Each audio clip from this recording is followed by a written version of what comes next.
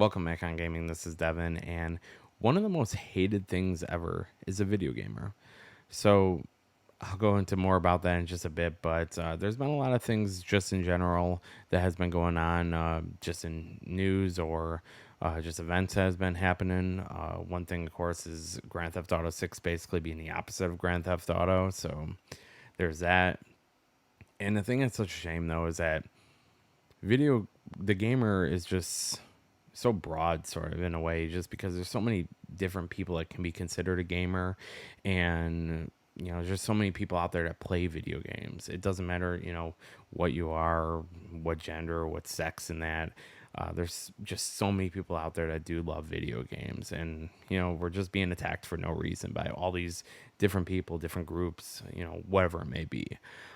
Even it's so sad, the people that create video games even hate gamers. So you know it is what it is, I guess.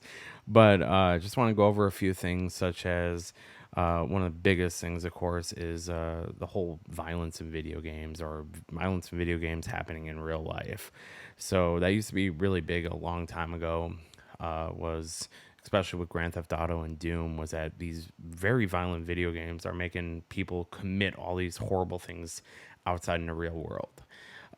It's gotten so bad, of course, that they even had to start doing studies on it. But the only problem was that the studies didn't match up with what they were actually saying. But they have associated this so much that still people today think that a lot of these horrible things are going on just because of all these people playing these horrible, violent video games. And you know, it's has really nothing to do with any of us, but you know, I guess whatever they think. But and then of course the next thing too is that we just get taken advantage of. So one of the biggest company that does this is EA. One of course the most hated video game companies by gamers, and then just that they take money from all of us.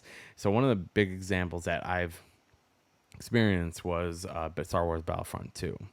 This game is one of my favorite games, or favorite online games, and this game had a horrible launch. So, of course, they had loot crates in the beginning of it where you had to pay to get all these different characters and that, and multiplayer. So you had to either spend so many hours playing to get Darth Vader, or you could just buy him. Even though this game had no content in it, it had a horrible single player story, and you can watch some previous videos I've done on that. But it had a horrible single player story, and it had barely a bare bone minimum multiplayer.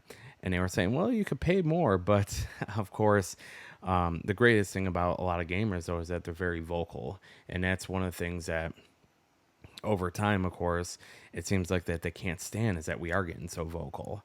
But after a while, they took away the loot crates in Star Wars Battlefront 2, and now the multiplayer is amazing, fantastic. So, um, you know, I mean, if we would have never said anything, you'd probably be still today trying to get Darth Vader. But aside from that, also with taking advantage of their customer, I would say is another one is Naughty Dog, especially with The Last of Us Part Two. So The Last of Us Part Two, I think, was a really good example of just everything that's going wrong with video games, and just sort of like I don't know, maybe a domino, or just something in general. It's sort of, I think for a lot of people, it did sort of wake them up to where video games is going. But one of the things that really sticks in my head with The Last of Us, Neil Druckmann, whatever, is that interview that he did. He did an interview, and this, of course, paraphrasing, but he was saying that it was such a shame when the leaks came out. They had to stop the leaks because, he really wanted to go ahead and get this game in the hands of gamers and have them experience it without that kind of stuff going on. But I understand what he's saying in that. But if you're going to do a story that people are either going to love or really hate, I think that's very wrong. And especially the way that they did the marketing for the game, showing Joel and all their marketing, and just everything tied to this game.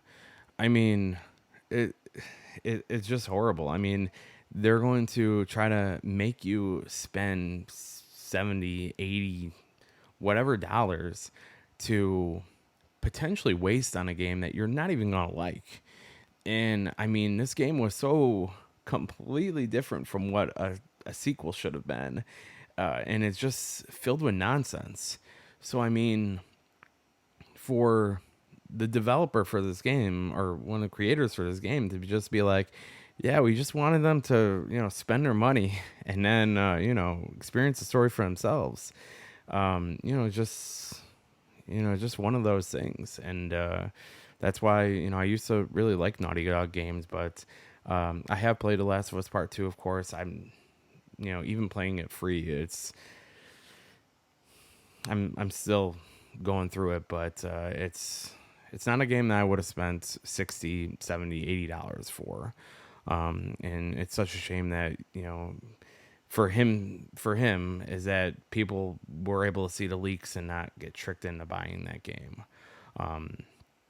But that's sort of another thing that's going on with, you know, video gamers and then just the industry itself. Sort of the next thing too is how, a lot of these, and that sort of goes with Grand Theft Auto as well, is that they're saying that they want to sort of change how their games are. And this, I would say, with this, The Last of Us. There's many other examples too, probably like what Battlefield as well, is that they want to try to change, I think, the way that the gamer is. They want to try to change. It sort of seems like they want to change our attitude. They want to change how we are. They want to change, this and that. And with, giving us stories that deal with certain things that are very topical, or just anything like that, it seems like that's what they want us to sort of agree with or sort of be on board with, or whatever it may be. And that's, I mean, it's hard to sort of describe this too, but it just seems like that's what they're trying to do too, is that they don't like the way that we are. They don't like the way that we think. They don't like the way that we do things. And, they want us to be the way that they are. And they're starting to make a lot of their games, a lot of the stories for their games, more the way that they want us to be. And I mean, I don't think it has been too apparent yet, but of course, we haven't had a lot more releases that have come out to basically show this, but I think that they're going to be coming. I think that it's going to be very close to what a lot of the Hollywood movies coming out are, and I think that's pretty much where games is going to be going. And yeah, just like I said, I mean, they don't like, I don't think, the attitude and the vocalness of just the common gamer.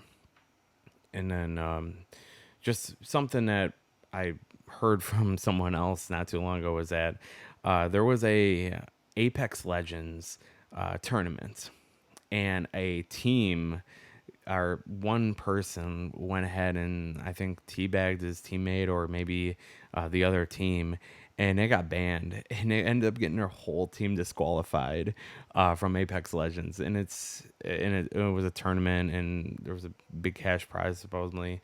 And I mean, that's just another example that they don't want us teabagging. They don't want us, having good stories. They don't want us, uh, they want us to pay more for games. They want us to pay more for just basic stuff that is in games. And just all these things combined, just for myself, it just shows that, they just don't like us. and and yeah, just with a silly teabag. And I mean, I understand, what it is and that, but I mean, for a team to get disqualified and banned in that when everybody does it online, and I mean, it's pretty funny. But I mean, for this kind of stuff, so they're trying to tell you, no, we don't want you doing that in our games anymore by disqualifying this team. So, that's another thing as well. And then of course, by how whenever we don't like a game, whenever we attack a game or whatever it may be, it's just because we're horrible people. The gamer is just such a horrible person.